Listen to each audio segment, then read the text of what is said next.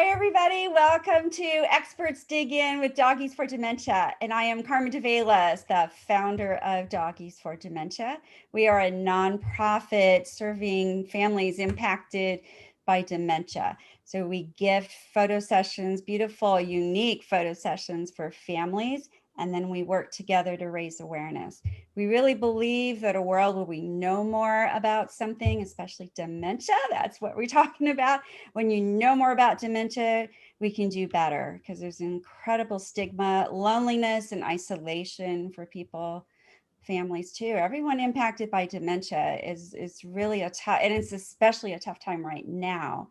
And we believe the world could be a whole lot kinder and more compassionate if we knew more. So we're working on that. And today, this is part of our mission too, is education. And oh my gosh, so this is a fun, this will be a fun one. I have Ron Nevelow today, and I have several really interesting facts about him. So welcome, Ron. I'm back. This is not our first one. Yeah, this is our third one. This is our third one. If you don't count the blooper roll, this is our third one. That's right, the blooper roll. And so I'm sure we'll have some of that blooper stuff today. Yes. Yeah, but that's what makes it fun, right? Absolutely. So, yeah. So this, you know why Ron has been on so many times is because you've got great information for all of us. And let me do your introduction first, though, so I get it right. Yeah. So Ron is the co-founder of Inspire Senior Care, which is really based in Dallas in Illinois, near Chicago, probably near Chicago, but virtual. So anyone who's listening here, this is for you. Yep. Vice President of Business Development, clinical trainer, licensed clinical social worker, certified dementia practitioner. And you know, I love that because we're really talking to people who are impacted by dementia, families and caregivers. Some things you might not know. Ron has side gig. He's a lead singer in a band. The band's name is Side Gig. You can find us on Facebook, Side Gig Dallas. You got to add Dallas because there are two other side gigs nationwide, which are not related to us at all. Not at all. Okay, it's good to know because I'm gonna do that and maybe post a few funny comments there too. Yeah. And you're a devout pickleball player. Absolutely. And your favorite dessert is Amy's Mexican vanilla ice cream. Amy's ice creams, Mexican vanilla ice cream is the greatest. Mix in anything you want into it, and it's probably great. I don't know about like broccoli, but virtually anything dessert-wise mix into it will be fabulous. So are you telling us then that that's good brain food, Ron Nevelow? Absolutely not. But if it was, I would have one of the healthiest brains in the world between that and the chocolate intake, milk chocolate intake I do. Yeah. All right. Well, let's dive in. Not to Amy's ice cream, although that's really great stuff. Tempting. But our topic, this has been just a rough 12 months, almost 12 months now. And the impact on families and people with dementia. And I'd really love to zero in on, we always knew isolation and loneliness, affect way more than just how we're feeling.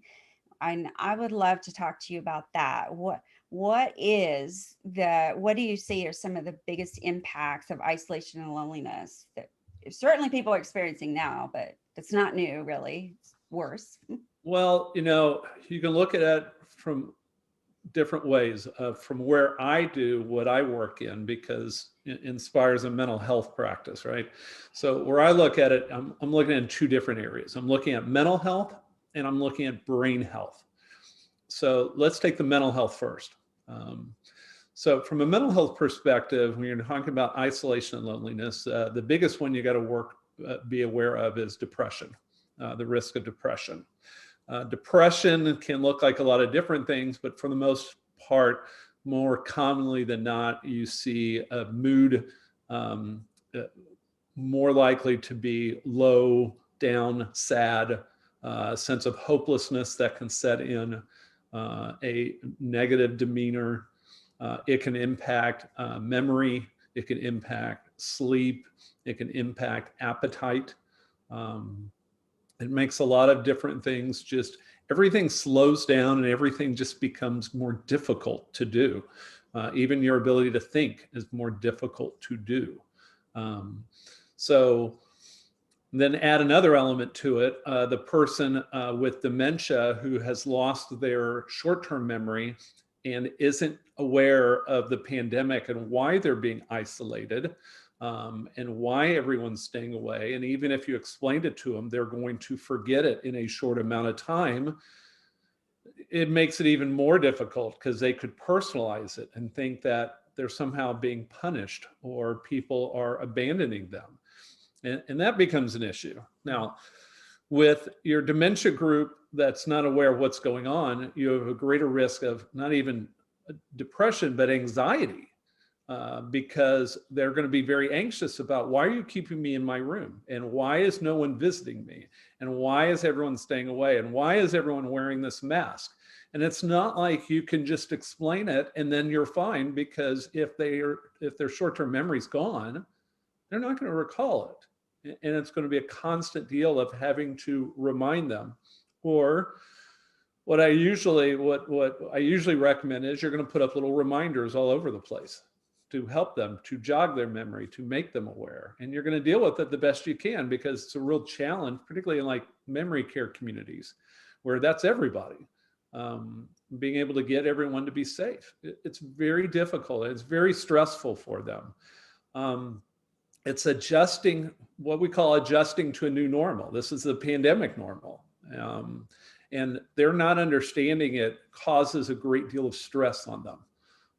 Anxiety is stress, but it's an inordinate amount of stress, and it can lead to a lot of difficulty in things like breathing patterns and heart rhythms and potential panic attacks and tightness, because what's going on with high levels of stress or anxiety is your breathing pattern changes. When I used to teach in schools about what it's like, is really it's all around the breathing pattern. That's the key factor. Does adrenaline increase? Yeah, but if your breathing is shorter and quicker, you're pushing the adrenaline out more. So you can't stay still because adrenaline is pure energy. Why are your muscles tightening up? Because you're getting less oxygen, because you're taking shorter breaths. They're not relaxed breaths anymore. They're quick little breaths, or you're just not breathing at times. So a lot of the symptomology is about the breathing pattern that shifts in something like anxiety. But old age is a challenge enough. What do they say? Old age is not for sissies. Totally agree. But move beyond all the physical health issues, and you can look at it from, this pandemic is creating a lot of mental health issues, right? It makes it just a lot more challenging. Yeah. And for so that this is a baseline, isolation and loneliness for people with dementia is often the case, and then of course now we've got communities. If people are in communities, many are still on lockdown, or the families are not allowed in, or if they are, they're 6 feet difference. There's no touching allowed, and you try explaining that to someone who doesn't understand why their family hasn't visited, and now they do, and they can only stand at the door or behind a glass partition, and they have a mask on. With a mask on, and maybe even gloves and a gown, and they're wondering why, what is going on here? Like we all are. If we were just like from 2019, we were just beamed over to 2021, and we're like, what the heck is going on? And that's kind of what it feels like day to day, right? And then you've got the people who aren't real knowledgeable and understanding of seniors with dementia, that are struggling to be patient with them, because they're like, why didn't grandma understand this? I mean, why won't she do it? It's because in her memory, it just happened. It even just though you've been happens. living with it for 10 months now and you're inundated with information, grandma isn't. Isn't. And And it's it's hard to scary. understand that and follow that when you're younger. And sometimes it's harder when you're that senior's kid who's an adult, but they don't want to see their parent that way. They don't want to see them as struggling that much. So, patience with people with dementia is a challenge enough. Now we're going to add the pandemic to it and all the rules and restrictions to it. It's a whole nother level, which is why, it's the mental health issue isn't just the seniors. It's the people working with them and loving them and helping them. And, what's it like to be cut off from your parents that you love and not be able to touch them either? It's not just them not getting touched, it's you not getting touched by them. Yeah. And then when some of them are dying, which is natural, people die, right? Everything changes. How do you say goodbye to them? Some people aren't even being able to bury them or aren't being able to say their goodbyes, even if they know they're about to die. They're not even being allowed in the room to say goodbye. No. It's a real challenge. Yeah, or if they are, there's no touching and it's restricted. And it's not consistent between, even in the same town, between community to community, different restrictions. And I belong to a few groups, one in particular, Caregivers for Compromise. We were talking about that before we recorded. And I'm reading stories from families that have loved ones in long-term care, and they're seeing the decline. And I hear what you're talking about in that, with the loneliness and the anxiety and the just all the emotions that are going, it really alters how the brain works, Yeah. right? I mean, we're talking about physical changes that are leading to faster declines, and then the powerlessness that happens from those watching, because we don't know what to, we're like fighting these, like, something has to change. Who's going to do, who do we talk to make that happen? And it's not fast enough. If it doesn't happen today, when you're watching your loved one decline, it is not fast enough. And I have great empathy for everyone in this situation. I really do. It's real easy to focus on one group and go, look how terrible the others are being to them. It's not the situation. I mean, this is not a fun time to be running a senior living community. You are focused on keeping your people healthy and alive, and everyone expects you to. If you're dealing with people with dementia, it's how do you get them to understand consistently? How do you keep your people well and then keep your staff well? And you got families and loved ones that want in, and you don't know if they're safe. And if they're not safe, they're coming into your community around your staff and other people. It's a tough time. I totally get that. And then from the family perspective, why are my loved ones, I can't even talk to them or see them. It's like they're being kidnapped, right? And then we already talked about it, what it's like to be that senior in a community. It's just a difficult time. It just is. And it's heartbreaking when you hear some of these stories. But the reality is, it is in every perspective. Pick any of those perspectives and you'll hear these heartbreaking stories. It is. And what a learning experience, because I know I say we value our seniors, and then, okay, we look at the whole picture, including all the things you just mentioned. Because I thought about, like, back in my days in clinical and nurse practitioner, if this was my time now and I'm visiting people and I'm seeing this happen, and the feeling of what else could I do? I don't know. I know that would impact me on a huge level, like day to day, just kind of wear on me, because the when we decide that we are going to care for people, there's either an oath, or it's, you're there for their good, and you're going to do whatever you can. And our hands are tied, and we're learning, how do we do this? And it goes deep. So one of the communities we work in, independent living community, they recommended to their people, their residents, as much as you want to go out to be with your families during Thanksgiving or Christmas, I forget which one it was, but we recommend you stay in, right? And a bunch of them went out to be with their families. I totally get that, totally understand. And then they came back, and then 16 people came down with COVID. Oh, I yeah. mean, you can't control it. I have no control over who they're going to be with. So if I'm an administrator, I'm a bad guy if I keep you in, because it's like I'm kidnapping you. And then if I recommend that you stay in and you leave and you come back, I have no control of who you were with. You don't know if they have it and if they give it. Then you come into my community and your whole hallway now has it. Right. And then some of them may end up dying from it, because we know seniors are a greater risk of it, right? Right. And So that it has happened. Yeah. Or a staff member happens to be in contact with someone out there, because it's a really tough. It is a really, really tough time. And I want to spring some hope here. Well, and I'm going to say also, the thing that concerns me, in addition, we're really focused, I think senior communities are really focused on the physical health crisis. And before it occurred, if you said, how important is mental health and brain health? I think most people say it's very, very important. What's happening, though, is in the emphasis on keeping people physically healthy, these senior communities are shutting out the people that can help with the mental health and brain health side. Yes. There are a lot of communities we're not even allowed in anymore. And we're in a mental and brain health crisis right now. That's what this pandemic has created. It's not just a physical crisis.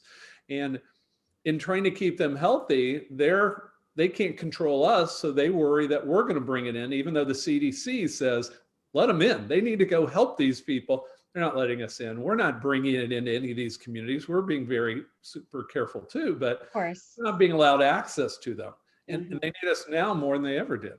Yeah, oh, absolutely. And I've heard some various other speakers, and I've had some guests on too. We've talked about that, and that we're viewing the pandemic as the physical fear of getting sick, and not thinking about the mental, emotional consequences of the cure, so to speak, and that is trying to find that balance. And that's where families say, yeah, even tomorrow is too late, let's look at what we can do today.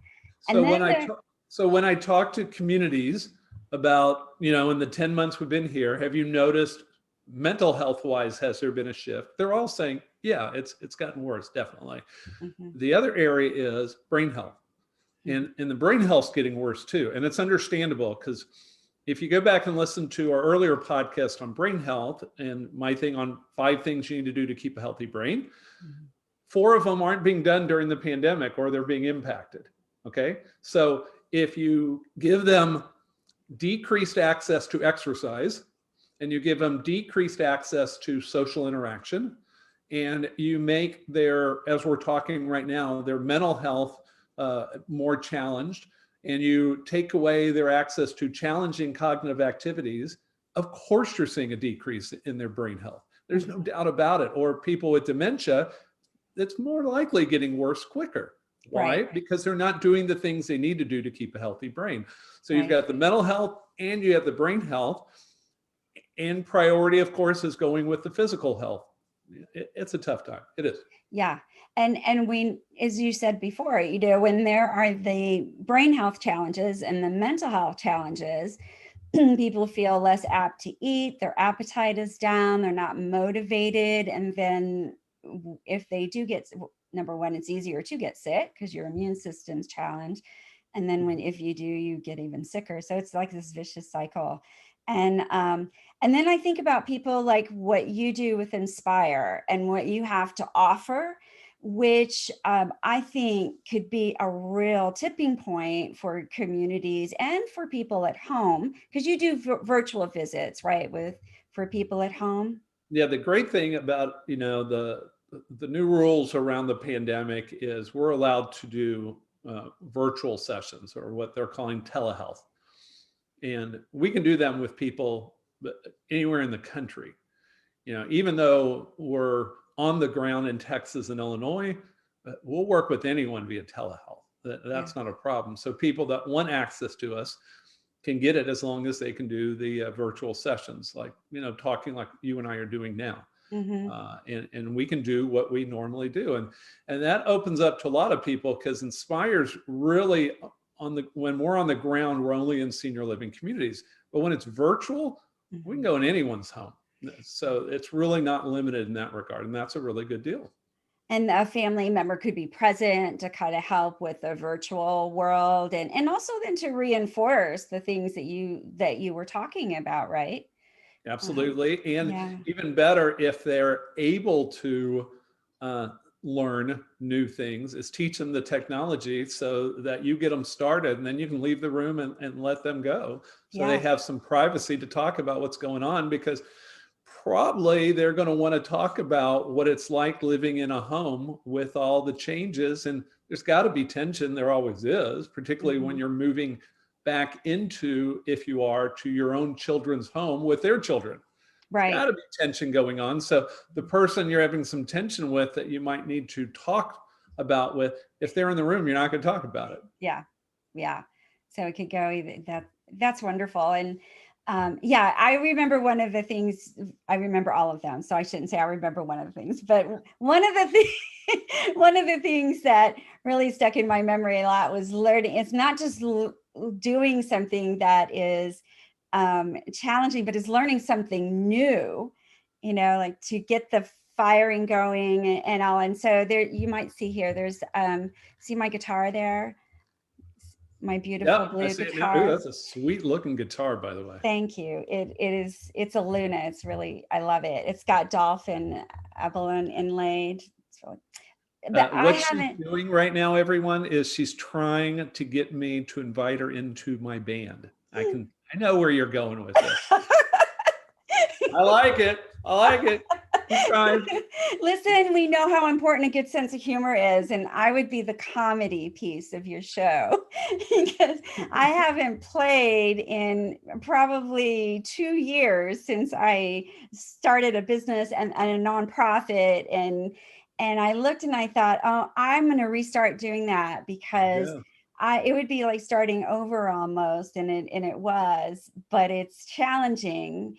And then, there's plenty of new things I'm learning technology wise in business, but that was fun. That was like really entertaining. Absolutely. Yeah. And I want to also say, with my company, is while our focus is on seniors during this pandemic, we'll work with anyone, because the families need us, and other people are experiencing issues that just need help, that can't get to it or don't want to expose themselves. And, we're available. We're a mental health practice. That's primarily what we are and what we do. Okay. So if there was someone who had, they went into work every day, pretty social, loved being around other people, or didn't even know they loved it till they needed to work from home then, and find themselves at home, like wearing their South Park slippers or their pajama pants. I'm not naming. They're Minion pajama pants. Yes. The what? They're Minion pajama pants. Yes. Minion pajama pants, and just feeling like they're just not as sharp as they were, and things. So is that something you could work with them too? Do you refer them? Is that what you do? Or is it mostly we can work family? with them too. Yeah. You can. Okay. Yeah. Prior to the pandemic, we were focused on seniors. Once the pandemic hit, we'll work with anyone, because the virtual world opened up to us. The telehealth sessions opened up, and we want to help everyone get through this, and we don't know how long this is going to take. No. And it is in fact in affecting, see, I can't even type it. It's impacting how our brains function and how we problem solve, because it's different. It's different when you don't have people around, and not what you're used to. And maybe you didn't even think you liked your coworkers before, but now you're like, I'll miss you so much. Absolutely. Really. Yeah. I even did a headshot session yesterday and kept my distance, mask and all. And I was like, oh my gosh, that's like the second time in a year I've been out in around people and talking, and even with mask and distance, it just meant so much. And I realized it, but not to that impact when I left. Thought, wow, I really, really miss people.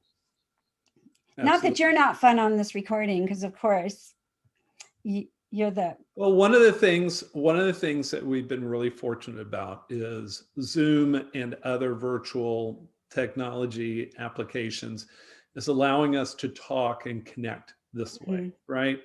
So you and I aren't seeing each other, but then on the other hand, what's the likelihood I'm going to see you since we live in different towns? But this way we can connect and meet and talk. And now all of a sudden I'm doing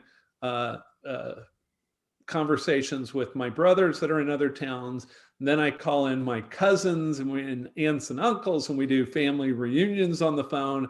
And then I'm like, God, I haven't talked to my childhood friends in so long. That would be really fun if, and then I do that one. And then I'm like, I really miss my basketball buddies that let's call them and let's get all meet up. And before you know it, we're not so isolated. I can't touch them, but at least I can see your face, I can hear your voice, we can be talking and interacting, and it works. It works. Yeah.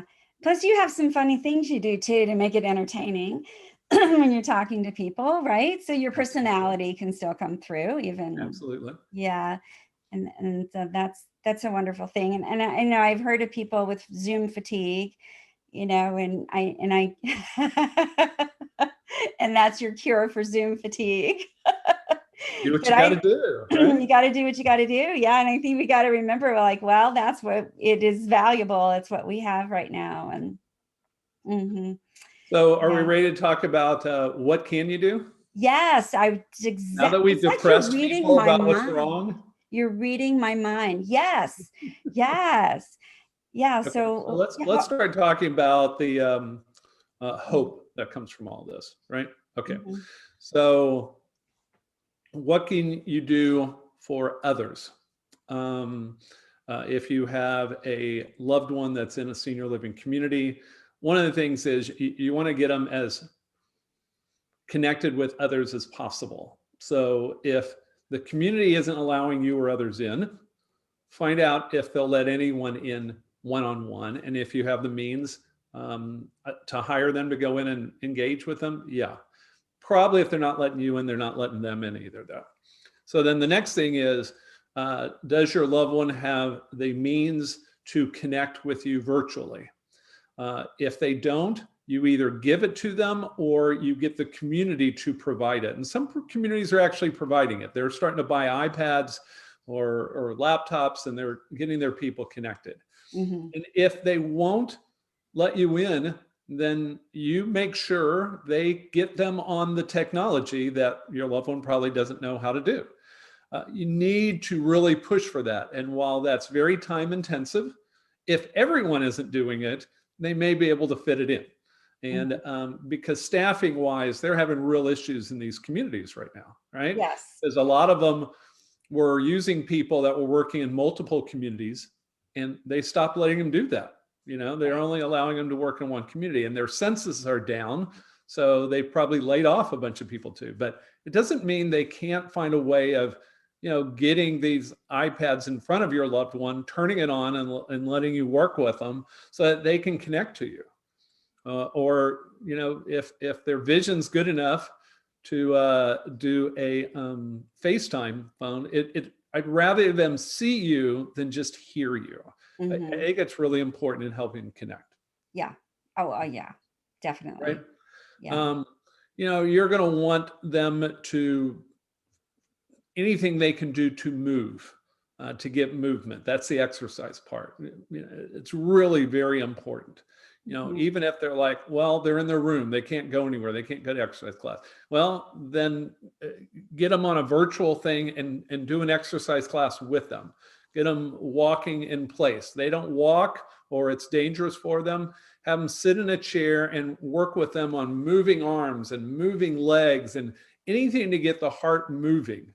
That's the exercise piece. It's something aerobic. It's getting the heart at an increased pace that is safe, right? That's good for them. And it's not only good for their physical health, in getting them more resilient to anything that comes their way too. It's good for their brain health, and it's good for their mental health. It's good for all of this stuff. And that's why that's so important. So the technology piece can help with the social interaction with you or with anyone else. Like if they miss their friend, even if their friend's down the hall, but they're not allowed to talk, get them both on something. You know, just connect them, or connect them to family in other towns and other states that they haven't talked to forever. They don't get technology like we do. So we need to be the one that's pushing them to get on it. And if they need help and we can't do it, then we need to get the community to do it for them. Now, if they're living with you, of course you can do that. That's where you connect them with their nieces, their nephews, and their sisters and brothers and anyone else. It's so important for us to do, and for them, and for us to do that for them. It becomes an important thing. Yeah. And the worst thing that can happen is that piece doesn't work. And then you go back, you go, okay, what's next? What part of that didn't work? What else can we do? Rather than just giving up the whole thing and not trying. Because be surprised how people do respond to certain things. And when, one of the common things I hear is, well, I can't hear them real well, or I can't see them real well. Get them on a laptop, right? If they can't see them or hear them on a laptop, they can't see or hear them in person. It's a large size. They may need the larger size so that FaceTime won't work. Not on this little thing here. It's not big enough. Okay, well then get them an iPad. That's not big enough. Get them on a laptop. I've seen some wired to the TV. Nothing's going to work anyway. But yeah, I've seen where some wired to the TV to where their computer is, or bingo even that way too, like different family members call different bingo. So it was kind of special. Or me and my brothers watched a something on television while we were watching it separately. We were Zooming, making comments to each other about what we were watching, and that'll work too. Yeah. That's adapt to the new normal. This is a new time. You got to get creative. You got to think out of the box. Yeah. It's really important. You got to think out of the box. And sometimes when they say it's not working, I'm not sure it's not working. Like if they say the laptop's not working because they can't see or hear them, maybe it's just they're not comfortable talking to a laptop. But that's how you're going to help them get connected to everyone else. And they're just going to have to adjust. And if you push it a little, maybe you'll find out that it's not that they can't, it's they don't want to. They want someone in their face in person. And I don't blame them. So do I. I want to give hugs to everyone and see everyone I love. And that's not the new normal. Right. It's just, and we don't know when it's coming back. Yeah,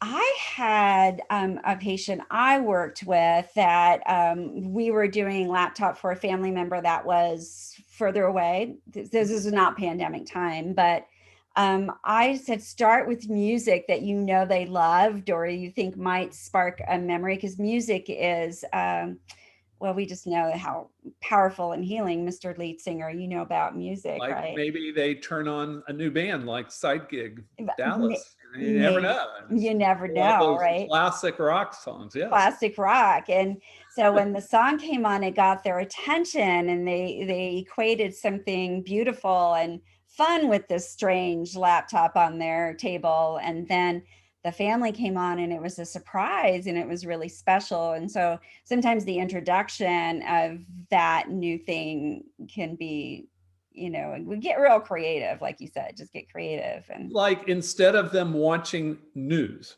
which anyone watching more than probably 30 minutes to an hour of news, bad idea. You're asking to be depressed.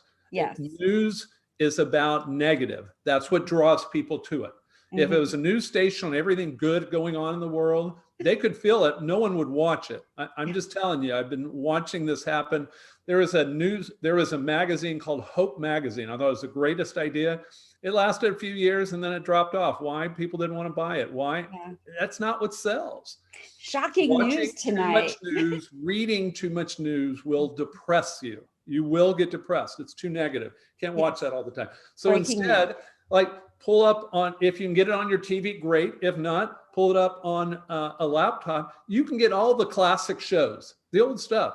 Pull up old Jack Benny routines and Marx Brothers and Bob Hope and anything from their past. And if you've never heard it, it's hysterical. Some of the funniest stuff I ever watched on TV was Phil Silvers.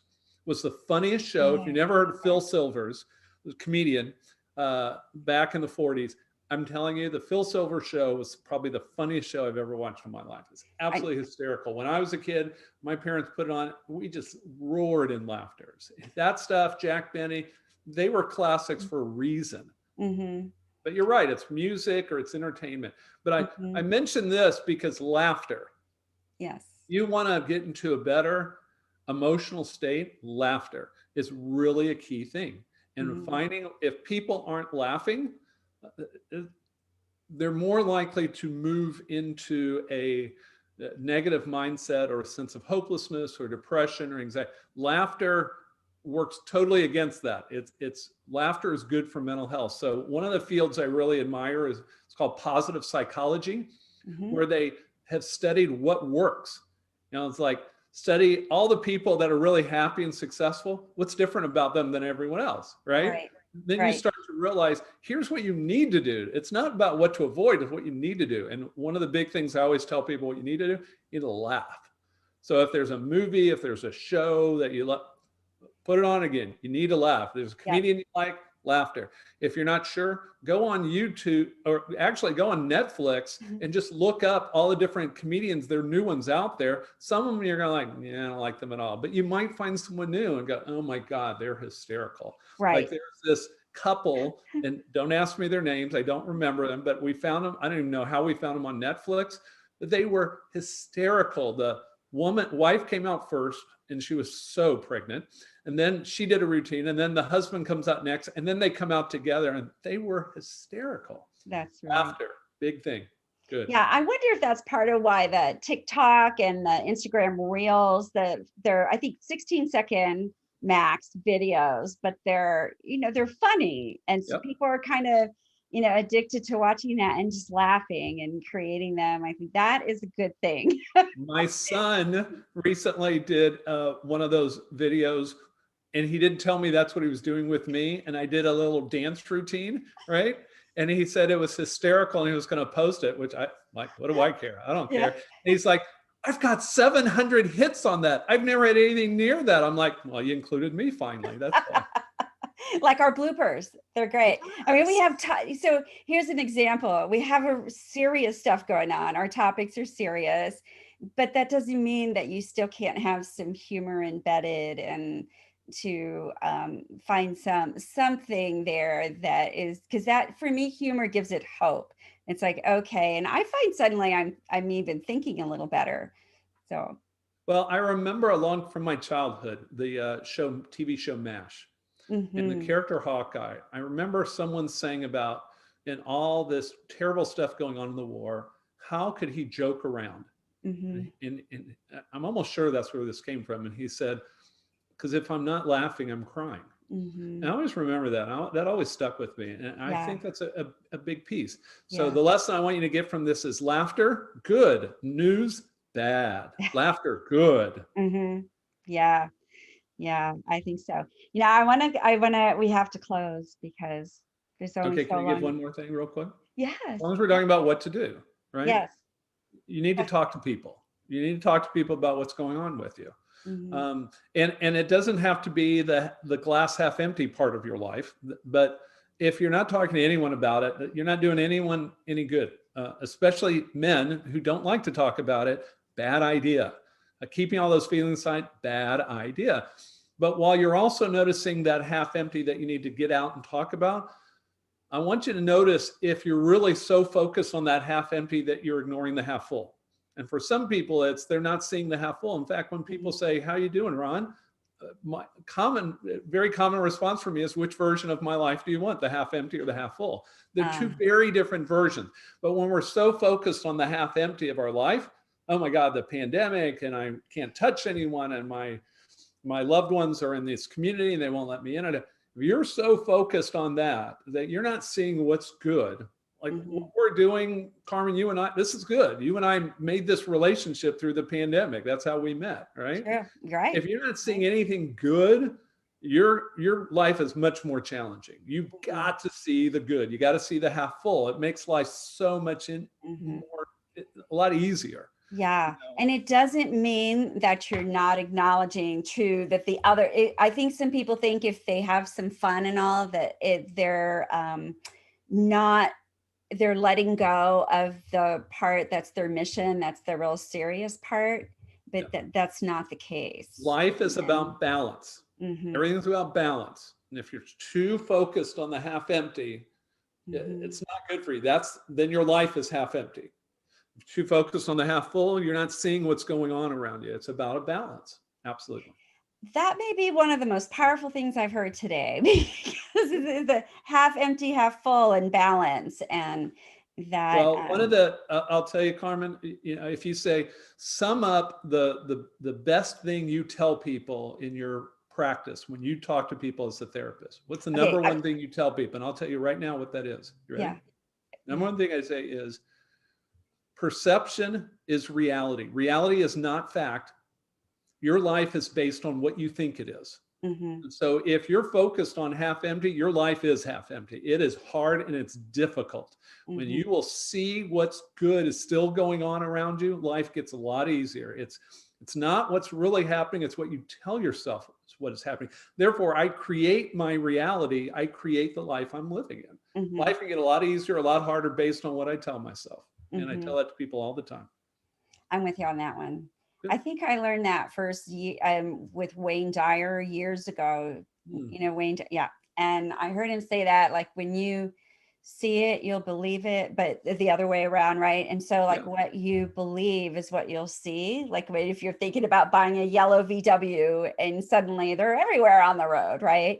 Which there are just as many as there were before, but all of a sudden you start to notice them. Absolutely. Right. My perception is different. I'm seeing it differently, and life is different. And And you know what? I got to say, I think you're reading my mind, because that is exactly what I was going to close with. Yes, I was going to close with that exactly, and then you like knew that, but we did not talk about that. We did. We talked about pickleball and slippers, but we did not talk about the clothes. And my band. And your band. Yes, don't forget that one. Yes. Now, what I want to know, I want to have it on here, and I'm going to also put it in the comments. How can people find you? We want to call, we need some help. They want to know how to find you, the gig wherever you are in the country. If you have access to virtual access, like what you're seeing now, we can help with Inspire. Easiest way is go online. The website is inspireseniorcare.com. inspireseniorcare.com. You'll see a number there. Call the number. It's coming right to me. I'll just tell you right now. It'll be real easy. Hello, this is Ron. So they'll come right to me, and no matter where you are. And it doesn't have to be, you don't have to be a senior. Right now during the pandemic, we're here to help. We want to help. So we'll help anyone, anywhere. Now, of course, we are a business. We're not a nonprofit. So you need to be able to pay. It's got to be covered by insurance. And that becomes the question. It's always the question when it's a health related issue. If you have the right insurance, if you can cover any deductible, that's outstanding. We would love to work with you and help you in any way we can. And if that won't work, I'll try and come up with something, referral or something, to get you any help that I can do for you. I'm here to help. That's what I want to do. That's fantastic. I think it's great to know that when they call, that you're the one that's going to talk to them, because they already feel like they know you, right? There you go. And if you want to know me more, watch the other podcast. Look up Doggies for Dementia, Ron Nevelow, and you will find our podcasts. And they're really fantastic. I am really grateful, because you've brought in wonderful information and in an entertaining way, highlighted on my inadequacies. I want you to know another funny thing, Carmen, is that I know the background is the same from the other earlier ones, but I went on to look the earlier one to see what shirt I wore, because I didn't want to wear the same shirt. Well, thank you for that. This is a different shirt. Yes.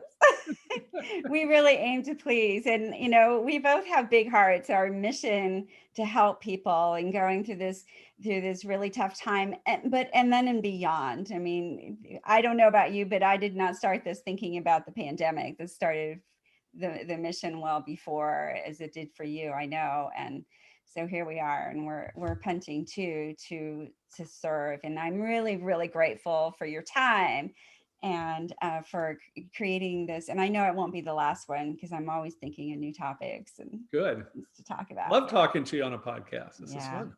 It's a lot of fun. Yeah. So thank you all for listening. You know how to contact Ron. It'll be in the comment section as well, and on the blog, because now I'm blogging about our podcast. Nice. I know. Yeah. So I'm catching up with some really important things, because I know people get information differently. So it's because you know what, if you were to call Doggies for Dementia, you would reach me directly too.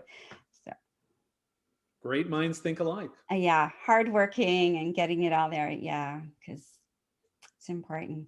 So thanks everyone for listening, and thank you, Ron. So appreciate it. My pleasure. That's Thanks. awesome.